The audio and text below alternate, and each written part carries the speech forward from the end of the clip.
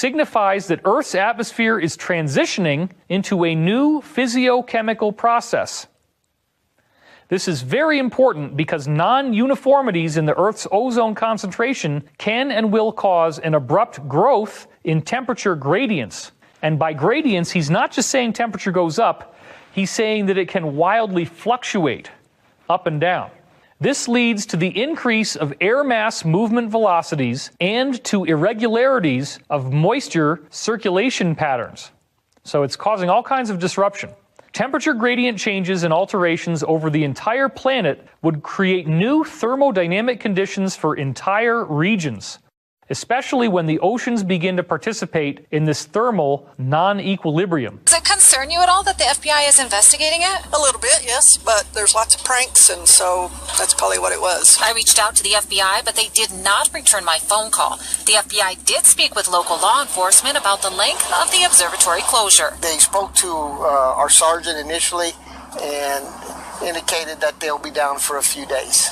So that could be anywhere from a few days to months, is from my past experience. The FBI did not, however, tell Sheriff House the reason for the closure.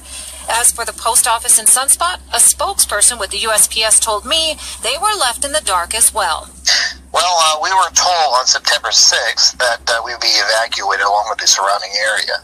We weren't told why that was the case, but we were told to just be out of the area. When I asked him who told him to evacuate, he told me that we don't know. And as for a timetable for reopening the post office, no, that's still up in the air.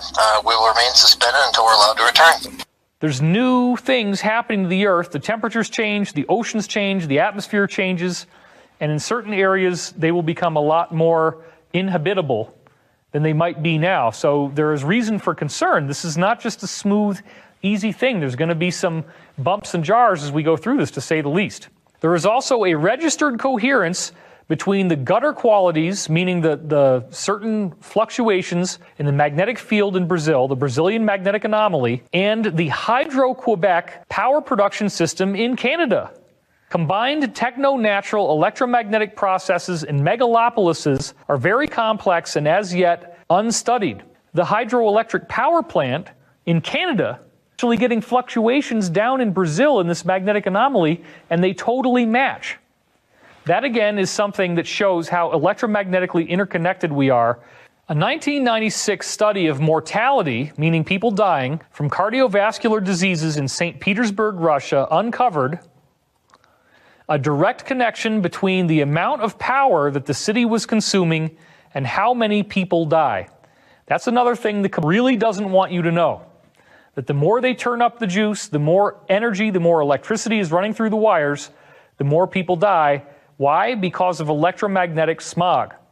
So this again shows that we are more connected than we realize. In fact, the increase in the frequency and scope of natural self-luminous formations in the atmosphere and inside the Earth's geospace forces us to wake up and take notice.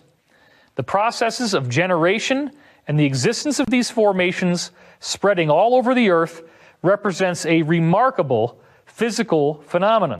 The study supports this conclusion and the consideration of a highly possible abrupt cooling of the European and North American continents. The probability of such a scenario increases when you take into account the 10-year idleness of the North Atlantic hydrothermal pump. The collapse of the convection currents in the Atlantic Ocean could in fact lead to a sudden and very abrupt global cooling, meaning that at some point, if that current simply stops flowing, then you could have temperatures just drop. In the Atlantic region alone, there were 19 cyclones in 1994, 11 of which turned into hurricanes. This is a 100-year record. The dynamic growth of significant catastrophes shows a major increase in the rate of production since 1973. And in general, the number of global catastrophes has grown by 410% in the 30-year period of 1963 to 1993. Reports from Antarctica show a dramatic reaction by vegetation to the recent changes in climate. There were 700 species found growing in Antarctica in 1964 and 17,500 in 1990. The number of cyclones moving to Russia from the west has grown by 2.5 times, or 250%, over just the last 10 years. That's a lot of tornadoes. The Van Allen radiation belt has abruptly lowered above the east coast of the United States from 300 kilometers down to 10 kilometers. This process is associated with electricity transmission from the Great Lakes to the south along a magnetic meridian, and the usage of the ionosphere resonance frequency of energy consumption at 60 hertz. Our own power grid, using the 60 hertz frequency, we happen to be coupling with the ionosphere. In other words, we shouldn't have picked that frequency because our own power grid is actually attracting the Van Allen belts and sucking them down to the surface of the Earth, which is bad. It's forming an electrical attraction. This is one of the things the Russians will tell you, but Western scientists never want to go there because it impugns our current system and how we do things.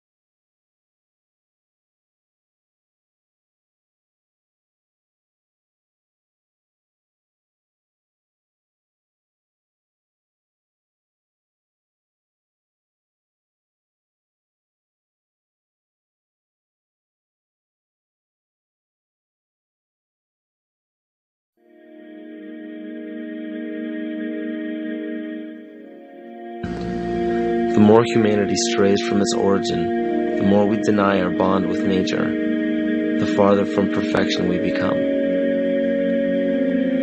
We are the only creatures on the planet that use symbols in reference to something else.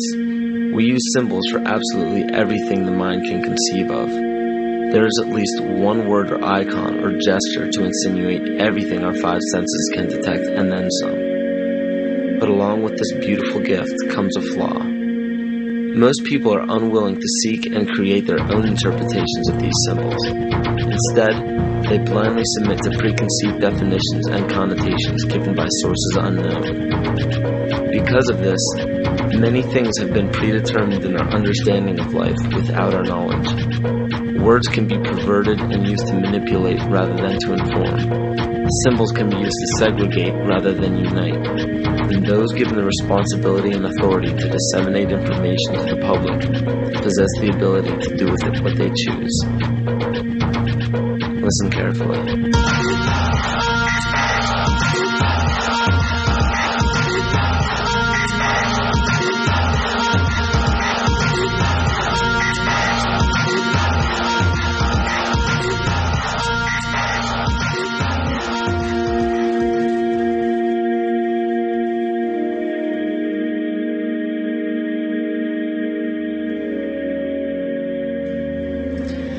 Every 26,000 years, our solar system passes through the 12 zodiac signs. Ancient civilizations such as the Hopi, Egyptians, Cherokee, Apache, and the Mayans were aware of this great cycle and developed calendars according to it. This cycle stems from many different occurrences in nature, such as the sun's orbit around Alcyone, the central star of Pleiades, as well as the 260-day cycle of human gestation. This cycle is broken down into 5 subcycles of 5,125 years each, which were thought to have their own age. The Aztec calendar or Mesoamerican sunstone depicted each cycle being destroyed by one of the 5 elements. The cycle we are currently in is the age of the 5th sun, 3113 BC to 2012 AD. More precisely, this great cycle ends December 21st, 2012. Mayan cultures and civilizations were aware of this end date, and Nostradamus even prophesied about it. For Earth, which we are currently in now, is also known as the movement, shift, evolution, and consciousness. Living Maya timekeepers proclaim that the Earth has been through fire, earth, air, and water. The final element is ether, or center. The Hopi believe that the fourth world of destruction closes and the fifth world of peace begins on December 21st, 2012. The Great Cycle is broken down into what the Mayans believe to be 13 Bactans. Earth began its 13th Bactan in 1618, which was known as the Triumph of Materialism, as well as the Time of Great Forgetting, in the prediction that humanity will lose the awareness of their true bond with nature by means of external possessions. This is where ego and domination became the predominant ambition of the civilized world. Not surprisingly, this time frame was precisely when the worldwide coordination of Pope Gregory XIII forced the 12-month calendar as well as the first mechanical clock onto indigenous peoples. This is what's known as the error in time. Before the inception of the two instruments by the Roman Catholic Church, each year was divided into 13 moon cycles with 28 days each. But the most detrimental part of these two instruments is the insinuation that time was something external, something inorganic and outside the body that we must watch and obey. The 7th century Mayan prophet Pacalvatan left a powerful message for future generations of evolution. If humanity wishes to save itself from biospheric destruction, it must return to living in natural time. He also foretold of our accelerated technological society and of the damage of our collective divergence from natural law in exchange for material values. Astrology and the studies of the heavens are as old as civilization. Throughout the past several thousand years, new religions have all but replaced the pagan religions of prior years. Man has been so thoroughly fascinated with these objects in the sky that they formed constellations from them and applied stories to them. In Greek mythology, these were personified as the gods.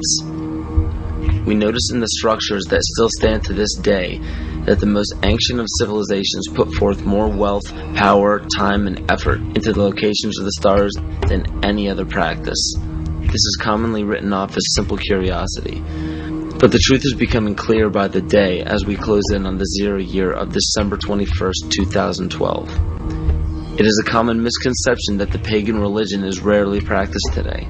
In fact, paganism in its evolution is the most widely practiced form of religion. You may ask yourself how this is possible. The answer is hidden in nearly all of our current popular religions. But who would have the power and the desire to integrate a seemingly long-gone religion into such popular opposite denominations?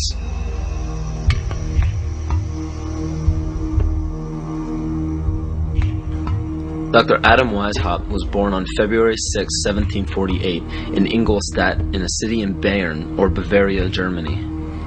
This interesting character was the son of a rabbi and converted to Catholicism after his father's death. After studying French philosophers such as Voltaire, he supposedly learned the teachings of Satanism in the French royal court. World-famous central banker Mayer Amschel Rothschild of the Rothschild dynasty chose Weishaupt to create the Coven of Golden Dawn, which to this day is Rothschild's private coven. Amschel Rothschild, for those who are unaware, instigated the American Revolution, America's supposed liberation from Britain. Rothschild instructed Weishaupt to create the Ancient Illuminated Seers of Bavaria. This is better known as the Order of the Illuminati.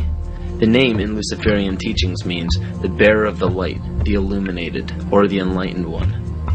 The Areopagite, or tribunal, was the inner circle of the Supreme Order, and were the only ones privy to secret meetings. In Nesta Webster's book, The World Revolution, she states, "The art of Illuminism lay in enlisting dupes as well as adepts, and by encouraging dreams of honest visionaries, or the schemes of fanatics, by flattering the vanity of ambitious egotists, by working on unbalanced brains, or by playing such passions as greed and power to make men of totally divergent aims serve the secret purpose of the sect. People with money were welcomed but kept oblivious to actual secrets. The purpose is to win power and riches, to undermine secular or religious government, and obtain the masters of the world." The goal of the order was and still is to one day deliver the human race from all religion. Progression through the political and religious hierarchy was obtained by blackmail in the form of bribing people in power with sex from local prostitutes. In the 16th and 17th century, high-ranking officials in political or religious organizations were liable to be sentenced to death for such acts. In 1780, Baron Franz Friedrich Knigge was recruited.